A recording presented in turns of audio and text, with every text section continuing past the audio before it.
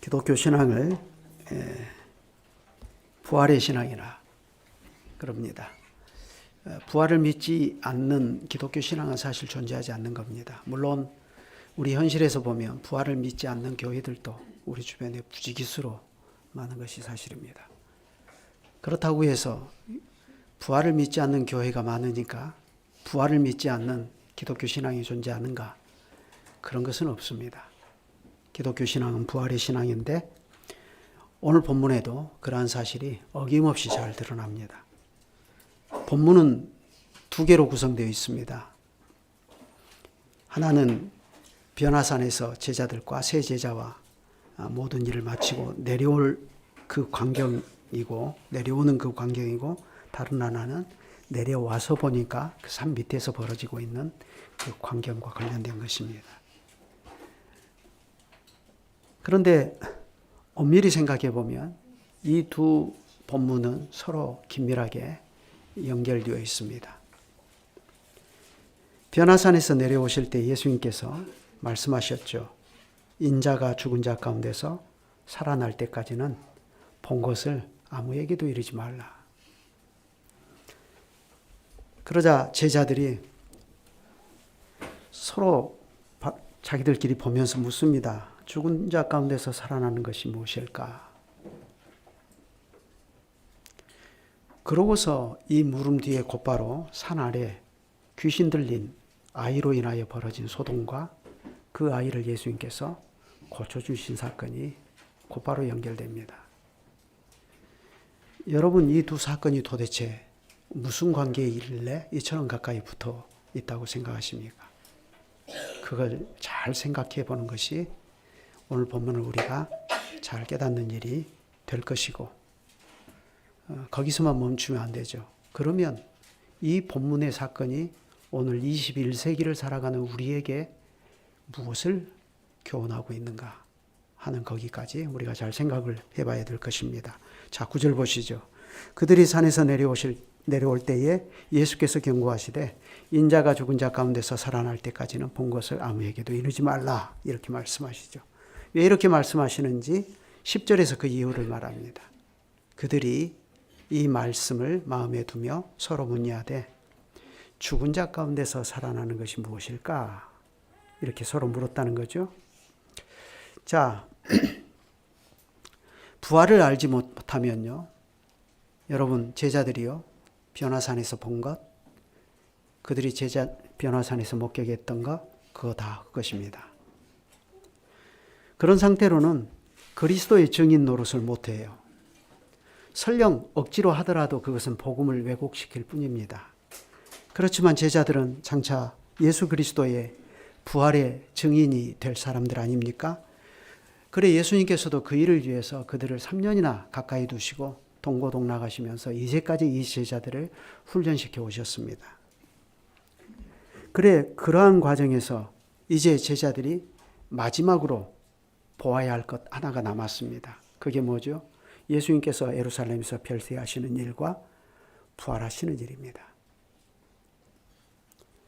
그래서 예수님께서 너희가 변화산에서 본 것, 모세와 엘리야로 더불어 나타나서 예수께서 예루살렘에서 별세하실 것에 관하여 말씀하신 것을 보았는데 그걸 인자가 죽은 자 가운데 살아날 때까지는 아무에게도 너희 본 것을 이르지 말라 그렇게 말씀하신 거죠. 그러니까 이것은 한시적으로만 말하지 말라는 거죠. 예수님이 나중에 부활하시면 그걸 너희가 눈으로 볼 것인데 그걸 보고서 그때부터는 변화산에서 본 것을 말해도 된다 이거죠. 그러자 제자들이 이 상황에서 당연히 던져야 할 질문을 던집니다. 왜냐하면 그들이 변화산에서 엘리야를 보았거든요. 그래 11절에 보면 이에 예수께 묻자와 이르되 어찌하여 서기관들이 엘리야가 먼저 와야 하리라 하나이까 이렇게 묻습니다. 이 질문은 그들이 변화산에서 예수님이 모세와 엘리야로 더불어 말씀하신 그 예루살렘에서 별세하실 그 내용 그게 납득이 안 돼서 묻는 겁니다. 엘리야가 와서 다 회복할 것이라고 하는데 뭐가 부족해서 그리스도가 예루살렘에 가서 별세하신다는 겁니까? 이거죠. 그러자 예수님께서 12절에 답을 주십니다. 이르시되 엘리야가 과연 먼저 와서 모든 것을 회복한다. 엘리야가 와서 너희 말대로 모든 것을 회복한다. 그걸 인정하셔요. 그렇지만 그 다음 말씀이 중요합니다. 그렇지만 어찌하여 인자에 대하여 기록하기를 많은 고난을 받고 멸시를 당하리라 하였느냐, 이렇게 말씀하셔요. 엘리야가 분명히 인자보다 먼저 올 것이고 와서 회복하는 것은 사실인데, 그럼에도 불구하고 엘리야 뒤에 올 인자가 많은 고난을 받고 죽을 것이다. 왜 그게 기록되었겠느냐 이거죠. 그것은 예루살렘에서 별세하실 것을 이해하지 못하고 이 질문을 던진 제자들의 질문에 합당한 답을 주시는 거죠. 예수님은 이미 지금 마음속에 이사야의 예언을 의식하시면서 이 말씀을 하시죠. 이사야 53장에 여러분이 잘 아시는 말씀 있잖아요. 그는 멸시를 받아서 사람에게 실어버린 바 되었으며 강고를 많이 겪었으며 질고를 아는 자라. 마치 사람들에게 얼굴을 가리우고 보지 않음을 받은 자 같아서 멸시를 당하였고 우리도 그를 귀히 여기지 아니하였도다. 그는 실로 우리의 질고를 지고 우리의 슬픔을 당하였거늘 우리는 생각하기를 그는 징벌을 받아서 하나님께 맞으며 고난을 당한다 하였노라. 엘리야가 와서 모든 것을 먼저 회복하는 것이 분명합니다. 그럼에도 불구하고 그 엘리야 뒤에 곧바로 오실 인자는 여호와의 종은 어찌하여 이런 고난을 당하느냐 하는 것이죠. 그것은 무슨 뜻입니까? 엘리야가 와서 회복하기는 해요. 그렇지만 엘리야가 와서 회복한 그 일이 그 뒤에 오시는 그리스도의 고난과 죽음을 통해서 온전히 실현이 될 것이다 하는 그런 말씀입니다. 그러니 13절에 이렇게 말씀하십니다. 그러나 내가 너희에게 이르노니 엘리야가 왔으되 기록된 바와 같이 사람들이 함부로 대하였느니라. 엘리야가 왔지만 사람들이 함부로 대했어요. 여러분, 엘리야 시대도 사람들이 엘리야를 함부로 대했잖아요. 아합도 그랬고 이세벨도 갈멜산 전투 이후에 엘리야의 목숨을 찾아서 죽이려고 했습니다.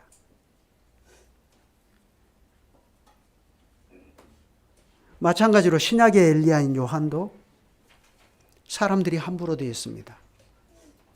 그는 마침내 헤롯과 헤로디아의 손에 죽임을 당했습니다. 여러분, 세례 요한의 사역이 뭐죠? 하나님의 백성들에게 모든 죄를 버리고 하나님께 돌아오라 하고 촉구했습니다. 그렇게 함으로써 모든 것을 회복하려고 했던 세례 요한이 사람들에게 함부로 취급받아서 죽임을 당하고 말았습니다. 그렇다고 한다면 이 세례 요한의 사역이 완성된 겁니까? 완성 못하고 죽은 거죠. 그런데요, 문제는 세례 요한을 함부로 대했던 그 세력은 눈 하나 꿈쩍하지 않고 그대로라는 사실입니다. 그러면 그들이 세례 요한 뒤에 오신 인자를 가만두겠습니까? 그들은 예수님도 함부로 대할 겁니다. 그러니 그리스도는 그들에 의해서 고난을 받고 멸시를 당하시고 마침내 예루살렘에서 별세하신다는 겁니다. 그러면 예수님의 그 별세가 헛되고 무모한 것입니까? 아니라는 거죠. 세례 요한이 시작한 것을 그리스도께서 그러한 죽음의 방식으로 완성하신다는 뜻이죠. 그런데요, 그 다음에 이어지는 사건이, 산 아래에서 이어지는 사건이 그리스도께서 구체적으로 그 일을 어떻게 이루실 것인가를 암시적으로 보여줍니다. 자, 산 아래에서 내려왔습니다. 산 아래에 내려왔습니다. 산 아래에서는 기이한 풍경이 벌어지고 있었습니다. 어떤 풍경이죠? 우리 어린이들 잘 생각해 보세요. 어떤 일이 벌어지고 있었어요? 큰 군중이 제자들을 둘러싸고 있었습니다. 그리고 제자들은 그 군중에게 둘러싸여서 서기관들에게 비난을 받고 있었어요. 예수님의 제자들이 궁지에 몰려 있었습니다. 마치 고양이 떼 앞에 생쥐처럼 궁지에 몰려 있었어요. 제자들은 예수님이 부재하신 상태에서 한 남자가 데리고 온 귀신 들려 고통받고 있는 아이를 고쳐주지 못한 것이죠. 바로 그것 때문에 이 제자들이 지금 궁지에 몰려 있습니다. 그래서 14절은 이렇게 말합니다. 이에 그들이 제자들에게 와서 보니 큰 무리가 그들을 둘러싸고 제자들을 둘러싸고 서기관들이 그들과 더불어 변론하더라. 제자들과 더불어 변론하고 있더라. 변론하더라 이랬는데 이건 이제 서로 말을 주고받고 막 서로 치열하게 논쟁하고 있는 모습처럼 보이잖아요. 근데 사실은 일방적인 단어입니다. 8장 11절에 힐난하더라 그랬죠. 예수님을 힐난하더라. 공격했다는 얘기입니다. 이 서기관들은 예루살렘에서 파송되어서 어떻게 해서든지 예수님의 일거수일투족을 감시해서 그 책잡을 만한 것들을 예루살렘에 보고하기 위해서 온 사람들이죠. 그들에게 이제 딱 걸린 거죠. 예수님의 제자들이 귀신 못 쫓아냈으니까 딱 걸린 거예요. 그래서 서기관들이 큰 군중 사이에 제자들을 몰아넣어놓고 마치 인민재판을 하듯이 막 공격하고 있던 그런 상황입니다. 그러니 제자들이 군중에게 둘러싸여서 할 말이 없죠. 뭐 귀신을 쫓아내지를 못했는데 무슨 할 말이 있습니까?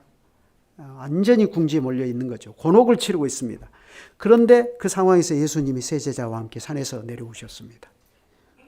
그러자 온 무리가 곧 예수를 보고 매우 놀라며 달려와 문안하였다 했습니다. 그때 예수님께서 묻습니다. 너희가 무엇을 가지고 그들과 변론하느냐? 이것은 누구에게 묻는 거예요? 서기관들에게 지금 묻는 거예요. 여기서 너희는 서기관들이에요. 그들과 변론하느냐? 그들은 제자들이에요. 이게 지금 똑같은 변론하느냐 단어를 썼는데 예수님이 딱 보니까 자기 자식들이 서기관들에게 공격을 받고 있거든요. 그러니까 화가 나신 거예요. 그래서 너희가 내 자식들을 무슨 제목으로 지금 그렇게 공격하고 있냐? 지금 예수님이 화가 나서 이제 물으시는 거예요. 그러자 바로 그때 귀신 들려 고통받고 있는 아이의 아비라는 사람이 군중 사이에서 나와서 자초지종을 얘기합니다. 제자들이 귀신을 제압하지 못했고 그것 때문에 지금 이 난리가 벌어지고 있습니다. 그러자 주님의 반응이 의외로 격합니다. 우리는 예수님을 항상 사랑의 예수님으로만 생각하니까 예수님이 화를 내신다 하는 게 장면이 잘 납득이 잘 안 되고 적응이 잘 안 돼요. 그런데요, 그렇지 않습니다. 예수님은 화를 내실 때는 불같이 화를 내셔요. 뭐라고 말씀하십니까? 대답하여 이르시되 믿음이 없는 세대요. 내가 얼마나 너희와 함께 있으며 얼마나 너희를 참겠느냐. 제가 작은 소리로 했지만 엄청 큰 소리로 지금 예수님께서 꾸짖는 거예요. 왜요? 온 군중을 향해 다 말을 해야 되니까. 그러면 지금 이 상황에서 우리는 예수님의 이 분노를, 이 격한 분노를 어떻게 이해해야 되겠습니까? 여러분, 제가 지난 시간에 변화산 사건을 여러분에게 말씀드릴 때 많은 점에서 변화산 사건은 모세의 시내산 사건과 계속해서 비교가 되고 있다고 그랬죠. 마찬가지로 지금 이 변화산 아래에서 발생하는 사건도 그렇습니다. 이 사건도 역시 과거 시내산에서 내려온 후에 산 아래서 금송아지 우상을 섬기면서 떠들썩하고 있던 그 사람들을 향해서 모세가 표출해냈던 분노와 똑같은 것입니다. 모세가 얼마나 분노했습니까? 산에서 내려올 때 모세의 시종인 여호수아가 산 아래에서 벌어지는 광경을 보고 이렇게 말했어요. 여호수아가 백성의 떠들음을 듣고 모세에게 말하되 진중에서 싸우는 소리가 들립니다. 물론 그들이 실제로 서로 싸우고 있는 것은 아니었죠. 그들은 금송아지 우상을 앞에서 시끄럽게 노래를 부르고 있었습니다. 그렇지만 그 소리가 마치 싸우는 소리처럼 들렸죠. 예수님께서 베드로와 요한과 야고보와 함께 변화산에서 내려오시고 내려와서 산 안에서 목격하신 장면도 마찬가지예요. 제자들이 귀신 들린 아이 하나를 고쳐주지 못한 일로 제자들과 서기관 사이에 다툼이 벌어지고 있었어요. 군중들이 소요하고 있었습니다. 어디 그뿐입니까? 모세가 그 광경을 보고 크게 분노했죠. 그러면서 여호와로부터 시내산에서 받아온 언약의 두 돌판을 산 아래로 던져서 깨버렸습니다. 모세는 금송아지 우상을 만들어서 섬기고 있는 그들을 보면서 그들의 믿음 없음을 한탄한 거예요. 이스라엘 가운데 계시는 여호와 하나님에 대한 믿음, 그분의 언약에 대한 믿음이 겨우 이것뿐이냐? 분노하면서 언약의 두 돌판을 깨버려요. 너희가 언약을 깼다 이겁니다.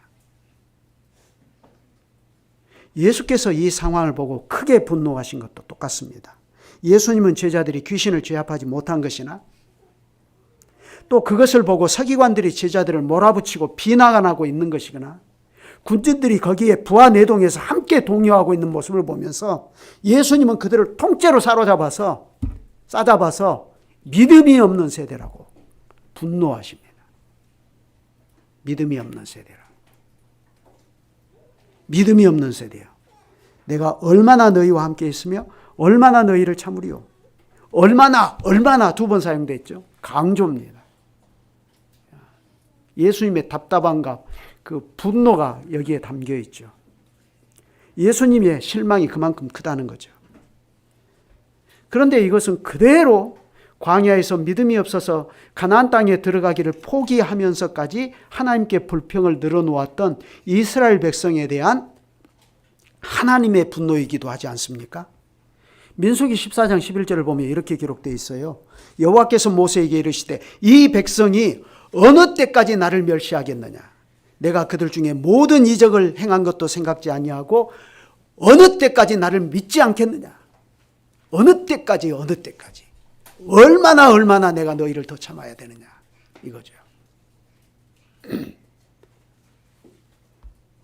그런데요, 하나님 참 이상하신 분이에요. 화를 내실 때는 이렇게 불같이 화를 내셨고 그럼에도 불구하고 이 믿음 없고 패역한 사람들을 참으십니다. 그래 결국에는 그들에게 약속대로 가나안 땅을 주어 기업을 삼게 하시지 않습니까? 마찬가지로 이번에도 예수님께서는 아이를 내게 데려오라 하고 말씀하십니다. 그리고 아이 아비에게 물으셔요. 언제부터 이렇게 되었느냐? 어려서부터 이렇게 되었습니다. 이 아이의 부모가 어쩌겠어요? 요즘 가끔 그 자폐아를 기르는 부모들, 정말 태어날 때부터 그 몸에 장애를 가지고 태어난 아이들을 기르고 있는 부모들의 고통을 보면 말로 다 할 수가 없잖아요. 근데 생각을 해보십시오. 사지 멀쩡합니다. 그런데 어려서부터 어떻게 된 일인지 귀신 들려가지고 자꾸 입에 거품을 물고 막 쓰러지기도 하고 막 요동을 치고 뭐 귀신이 이 아이를 충동질해가지고 불에도 막 들어가게 막 물에도 빠지게 만들고 그러면 이 부모는 한시도 마음을 놓지 못하고 살 거 아니에요. 그런 세월이 얼마였는지는 알 수가 없어요. 그러나 어려서부터 그랬다니까. 이 아비의 마음이 어떻겠어요? 그래 이 마가의 진술에 따르면 아이에게 이 귀신 들림이 얼마나 심각한 상태였는가 하는 것을 알 수가 있어요. 심지어 귀신은 아이를 괴롭힐 뿐만 아니라 아이를 불과 물에 던져 죽이려 했다고 합니다. 그래 여러분, 우리는 귀신들의 이런 행동을 통해서요, 그들이 얼마나 악하고 파괴적인 존재들인가를 잘 알아야 됩니다. 여러분, 사탄도 광명의 천사로 자기를 우리에게 보이지 않습니까? 그렇다고 속아서는 안 됩니다. 귀신이 주도하는 세상, 귀신의 가르침을 따라 움직이는 세상은 겉으로 보면 광명의 천사에 의해서 움직이는 것처럼 보여요. 그래서 동성애자들도 우리와 성적인 취향이 다를 뿐이니까 우리가 그들도 품읍시다. 인권위에서는 엄청난 일을 저지른 사람도 그 사람들도 인권이 있으니까 지켜야 되지 않습니까? 그것도 맞는 말이 있기는 있어요. 또 흉악한 범죄를 저지른 사람들도 그래도 최소한 인권은 지켜줘야 한다면서 얼굴을 가리고 TV에 나오잖아요. 나중에 재판을 해가지고 얼굴 가립시다. 가린 거 벗기고 얼굴 노출합시다 하면 하고 그러잖아요. 그러니까 사탄의 권세 아래에서 움직이는 세상은 얼핏 보면 광명의 천사에 의해서 움직이는 것처럼 보여요. 그렇지만 실상 그 세계는 귀신이 이 아이를 물에도 던져버리고 불 가운데 던져서 파괴시키려고 하는 것과 같이 악하고 파괴적인 세상입니다. 세상은 그 죄 때문에 결국 파괴되고 마는 것이에요. 그러니 이 상황이 얼마나 절망적입니까? 더구나 제자들이 귀신을 쫓아내지 못한 것 때문에 그 아비의 마음은 심하게 동요되고 있었어요. 이 아이는 예수님에 대한 소문을 들었을 것이고 틀림없이 예수님께 가면 아이를 고쳐주실 수 있을 것이라고 믿고 왔을 거예요. 근데 제자들이 막상 예수님 부재의 상태에서 아이를 고쳐주지 못하거든요. 그러니까 아비의 마음이 흔들려 버리는 거죠. 동요돼 버리죠. 그래서 뭐라고 말합니까? 무엇을 하실 수 있거든 이렇게 말해요. 우리를 불쌍히 여기사 도와주십시오. 그러자 예수님께서 이 아이의 마음이 아비의 마음이 동요되고 있는 사실을 아시고 할 수 있거든이 무슨 말이냐? 믿는 자에게는 능히 하지 못할 일이 없느니라 하십니다. 그러자 아이의 아비가 딱 깨닫고 소리를 지르면서 내가 믿나이다. 나의 믿음 없는 것을 도와주십시오. 이렇게 말합니다. 그래 우리가 이 상황을 조금만 주의 깊게 보면 이 상황에서 한 가지 분명하게 드러나는 것이 있습니다. 그게 뭐죠? 예수님께서는 아이의 아비뿐만 아니라 제자들에게도 우리가 주의 이름으로 무엇을 할 수 있으려면 우리에게 꼭 필요한 것이 있다. 그게 뭐냐? 믿음이 있어야 된다는 것을 요구한다는 것입니다. 믿음이 있어야 된다. 왜 그렇죠? 아무것도 할 수 없는 연약한 인간과 모든 것이 충만한 하나님을 잇는 유일한 다리는 믿음이기 때문에 그렇습니다. 여러분, 참된 믿음이 무엇이죠? 참된 믿음은 사람은 못하더라도 하나님은 하실 수 있다 하는 이 복음적 신앙을 갖는 것인데 이걸 반대하는 온 세상의 비난과 조롱을 그렇기 때문에 믿음은 극복하는 것입니다. 그래 결국 이 믿음은 참 사람이신 그리스도의 십자가와 부활로 말미암아 이루어지는 하나님 나라에 대한 인정과 기대로 나타나는 것입니다. 그러므로 이러한 믿음은 밭에 감추인 보화를 발견하고 와서 자기의 전체 소유를 다 팔아서 밭을 통째로 사버리는 하나님에 대한 완전한 의탁으로 발전하지 않습니까? 바로 그것이 복음을 믿는 것입니다. 바로 그것이 세상에 오신 하나님의 아들 예수 그리스도 그분을 믿는 것입니다. 예수님은 지금 이 아이의 아비와 제자들과 비난하는 서기관들 모두에게 이러한 믿음의 필요성을 가르치십니다. 이 믿음이 없으면 결국 이 세대는 어떤 세대라는 거죠? 믿음이 없는 패역한 세대라는 거죠. 그래 예수님은 우리에게 믿음을 일으켜 세워주시려고 하십니다. 어떻게 하십니까? 말씀을 잘 보세요. 군중들이 우르르 몰려오는 것을 눈으로 보시고 그 앞에서 표적을 보여주십니다. 더러운 귀신을 꾸짖으십니다. 여기에 꾸짖었다. 이 말이 어떤 뜻인지 내가 늘 말씀드렸죠.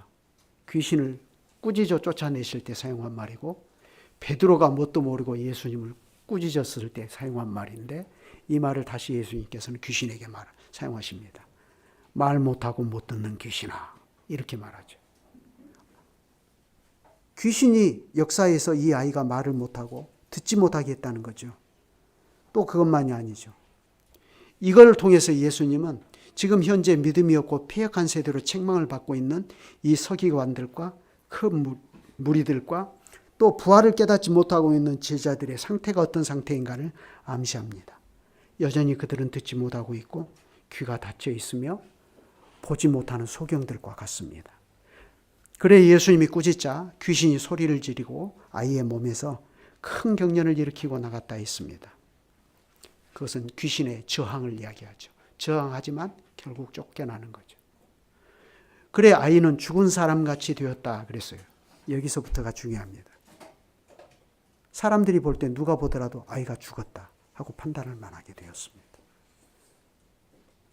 그러지 않습니까? 26절에 사람이 볼 때 아이가 죽어버렸다. 그런 거죠. 죽음이 나오죠. 그때 예수께서 그 손을 잡아 일으키시니 이에 일어서니라 그랬습니다. 근데 여기서 일으키시니 일어서니라. 이게 같은 단어입니다. 아이는 죽었는데 죽은 자를 예수님은 귀신을 쫓아내는 것으로만 끝나지 않고 죽은 것 같이 된 아이를 다시 부활시키십니다.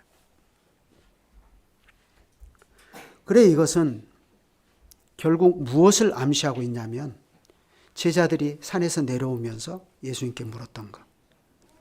엘리야의 사역을 인자의 고난으로 말미암아 완성하신다라고 하는 그 사실을 좀 더 정확하게 보여줍니다.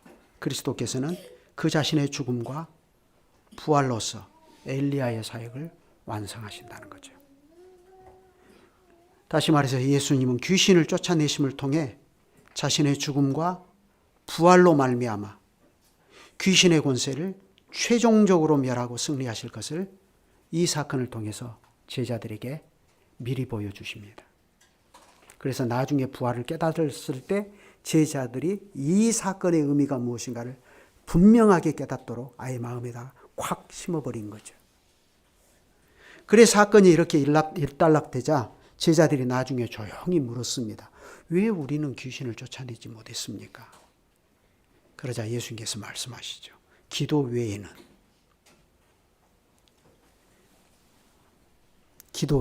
그랬습니다. 이 말씀은 사실 그 앞에서 할 수 있거든이 무슨 말이냐. 믿는 자에게는 능치 못할 일이 없다 하는 이 말씀과 함께 제시가 되고 있다는 점을 우리가 기억할 필요가 있습니다. 그래서 예수님은 두 가지를 제시하셔요. 믿음과 기도입니다. 믿음과 기도. 그런데 여기에서 요구되는 믿음은 10절에서 제자들이 죽은 자 가운데서 살아나는 것이 무엇일까 하고 서로 문의했던 것과 관련되지 않습니까? 결국 믿음은 인자이신 그리스도, 다시 말해서 하나님과 사람 사이의 유일한 중보이신 사람이신 그리스도 예수의 죽음과 부활에 대한 믿음을 가리킵니다.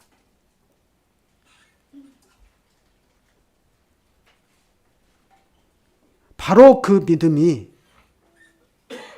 그 다음 말씀, 기도 외에 다른 것으로는 이런 종류가 나갈 수 없다 하는 말씀으로 말씀의 배경을 이룹니다.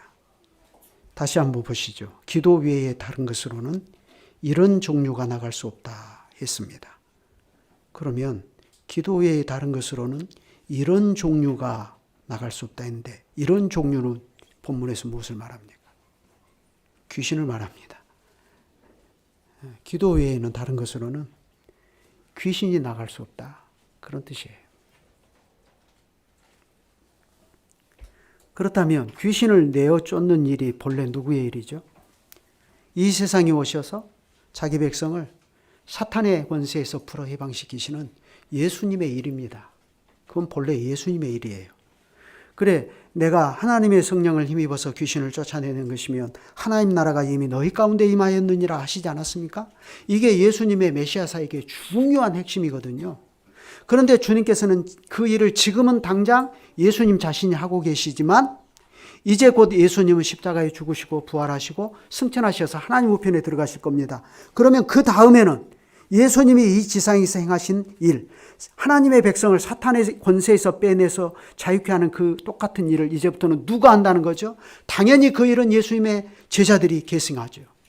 그래서 예수님은 그걸 먼 안목으로 바라보시고 공생의 사역 초기부터 제자들을 택하셔서 자기 곁에 주시고 훈련을 시키면서 그리스도의 모든 증인들로 세워 나오시지 않았습니까? 그리고 실제로 그들에게 더러운 귀신을 제어하는 권세를 주시고 귀신을 내쫓도록 하기도 하셨어요. 그래서 한 번은 제자들이 나가서 동네마다 두루다니면서 복음을 전하고 귀신을 내쫓으니까 맞다. 너희들이 귀신을 쫓아낼 때 하늘에서 번개처럼 귀신의 권세가 추락하는 걸 내가 봤다. 그렇게도 말씀하셨잖아요. 그렇지만 그것은 맛보기에 불과합니다. 맛보기에 불과해요. 이 일은 예수님의 부활 이후부터 본격적으로 실현이 될 겁니다. 그때 주님의 제자들은 심지어 예수님이 이렇게 말씀하셔요. 너희가 나보다 더 큰 일을 행할 것이다. 이렇게 말씀하셔요. 예수님은 가나안 땅이라고 하는 이 팔레스타인 지역, 이 조그마한 지역에서 그 일을 행하셨지만 이제 제자들은 온 세계에 다 나가서 그 엄청난 일을 할 것이다. 어떻게 해요? 믿음과 기도로서 사탄의 권세를 제압해버리고 사탄의 권세에서 하나님의 백성을 빼내서 구원하는 그 일을 누가 한다? 사도들이 한다. 그러니 예수님께서는 장차 제자들이 그렇게 예수님보다 더 큰 일을 하기 위해서 그들에게 요구되는 꼭 필요한 것 두 가지를 말씀하십니다. 그게 뭐죠? 믿음과 기도입니다. 그렇지만 이 믿음과 기도는 막무가내 믿음, 막무가내 기도가 결코 아니지요. 주님께서는 이때에 필요한 믿음과 기도가 무엇인지를 아주 주도 면밀하게 가르치셨습니다. 본문의 흐름을 보면 잘 알 수가 있어요. 본문의 흐름은 죽은 자 가운데서 살아난다는 것이 무엇일까 하는 이 제자들의 무지한 질문으로부터 시작해서 죽은 것 같이 된 아이를 일으켜 세우는 부활이라는 예수님의 사역으로 본문의 흐름이 흐르고 있어요. 그러므로 여기서 요구하는 믿음은 부활에 관한 믿음입니다.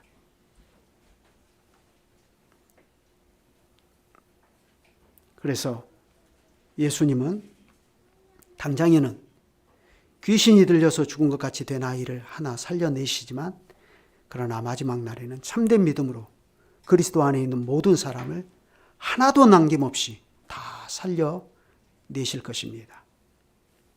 이것이 예수께서 이 지상과 하나의 우편에서 이루시는 그리스도의 사역입니다. 그러니 예수님께서 지금 이 장면에서 제자들에게 요구하신 믿음, 기도는 그냥 광신자들이 말하는 그런 믿음이 아니고 그런 기도가 아닙니다.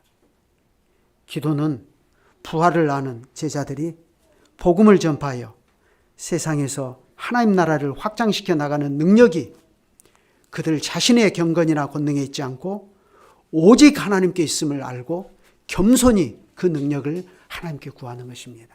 실제로 사도행전에 보면 그렇게 하지 않았습니까? 한 번은 베드로와 요한이 성전에 기도하러 가다가 제3식 기도하러 가다가 성전 미문에 앉아 구걸하는 안진뱅이를 일으켜 세웠습니다.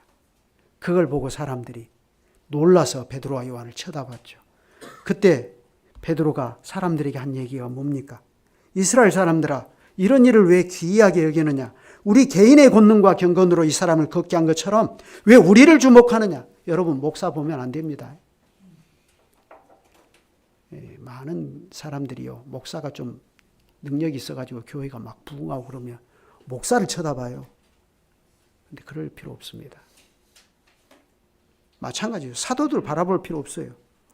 아브라함과 이삭과 야곱의 하나님 곧 우리 조상의 하나님이 그 종 예수를 영화롭게 하셨느니라. 너희가 저를 넘겨주고 빌라도가 놓아주기로 결단한 것을 너희가 그 앞에서 부인하였으니 너희가 거룩하고 의로운 자를 부인하고 도리어 살인한 사람을 놓아주기를 구하여 생명의 주를 죽였도다. 그러나 하나님이 죽은 자 가운데서 살리셨으니 우리가 이 일의 증인이로다. 그 이름을 믿음으로 그 이름이 너희 보고 아는 이 사람을 성하게 하였나니 낫게 하였나니 예수로 말미암아 난 믿음이 너희 모든 사람 앞에서 이같이 완전히 낫게 하였느니라. 여러분, 바로 이겁니다. 예수께서 부활을 알지 못하는 제자들에게 믿음을 요구하시고 기도 외에는 다른 것으로는 이러한 종류의 귀신들이 나갈 수 없다 하신 본문의 교훈은 사도행전에서 예수 그리스도의 부활을 온전히 믿고 알게 된 사도들의 사역을 통해서 충만하게 실현이 되는 것을 우리가 확인할 수 있습니다. 나중에 그것은 마가복음 마지막 결론에 가서 더 말씀드릴 기회가 있을 것입니다. 여러분, 그런데 이런 일은 지금도 계속되고 있지 않습니까? 이제 이 본문의 사건이 21세기를 살아가는 우리에게 어떤 의미와 교훈이 되는지를 생각해 볼 차례예요. 이런 일은요, 지금도 계속되고 있습니다. 복음은 지금도 땅끝까지 전파되고 있고 오늘 여러분에게도 이와 같이 부족한 사람이 광야에서 올라와서 여러분에게 이 복음 전하고 있습니다. 그러니 이 복음을 믿고 하늘에 계신 그리스도를 붙쫓아서 살아가는 오늘 우리에게도 이때에 예수께서 요구하신 믿음과 기도가 절실하게 필요하다는 사실입니다. 이건 예수님이 오늘 우리에게도 요구하시는 겁니다. 이 믿음은 예수 그리스도의 십자가와 부활에 대한 믿음이며 이로써 하나님께서 부활하신 그리스도께 하늘과 땅의 모든 권세를 주신 사실을 알고서 그리스도를 즐겁게 순종하는 일에 꼭 필요한 믿음입니다. 여러분, 그 믿음이 우리에게 없으면 우리는 절망하고 말 것입니다. 왜냐하면 온 세상이 이 복음에 저항하는 까닭이죠. 말씀이 멸시를 받습니다. 말씀이 멸시를 받아요. 제가 종종 그런 말씀 드리잖아요.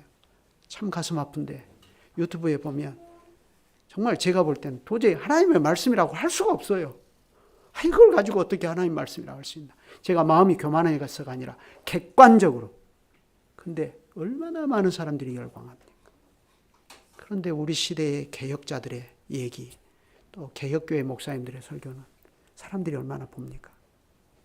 말씀이 멸시를 받고 있는 현실입니다. 오늘 본문에서 제자들이 귀신을 쫓아내지 못한 일로 서기관들에게 비난을 받고 많은 군중들에게 공개적으로 망신을 당하고 있는 것과 같습니다. 과연 우리의 형편이 그렇지 않습니까? 하늘과 땅의 모든 권세를 다 가지고서 온 세상을 자기 발 아래 두고 다스리시는 예수 그리스도를 우리는 힘써서 전하지만 세상은 꿈쩍도 안 합니다. 꿈쩍합니까? 안 해요.